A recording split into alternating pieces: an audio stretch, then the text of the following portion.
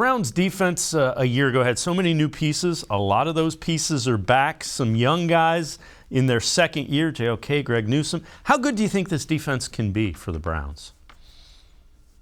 They're different type of ratings last year, but it was close to a top 10 defense last year by the end of the year. And I think that's what it'll be this year. I'm not sure it's going to be elite, but it's certainly going to be good enough playoff caliber.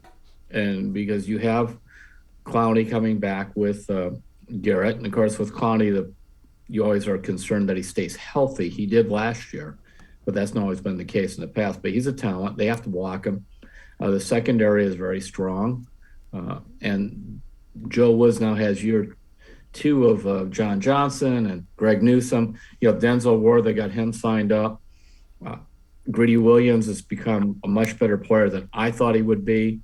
I really do I just like the team. JOK, you mentioned. They're very excited about Jacob Phillips. They think if he finally stays healthy at linebacker, he could do something. And Grant Delpit at safety, the two guys they drafted from LSU. They think they're playmakers, and that we'll really see the kind of players they are this year. So most teams would love to have the Browns defense. And flip side, by the way, David, I was thinking we were talking about Brissett and can they win without it. With that defense and the Browns running game, and not only do you have Kareem Hunt, you have Chubb, but D'Ernest Johnson's a really good player too. They're very high on Jerome Ford. They think Ford can help them catching some passes out of the backfield. So they have a lot of depth in the backfield. Because remember, last year you thought you had all the depth, but there was 2 games where D'Ernest Johnson had to start because both running backs got hurt. Receiving, it can be better, but I think David Bell is going to really help them. He is a possession receiver. He's coming sometimes you hear this guy has good hands, and you see in these drills against the air, and they're dropping balls, but not this guy.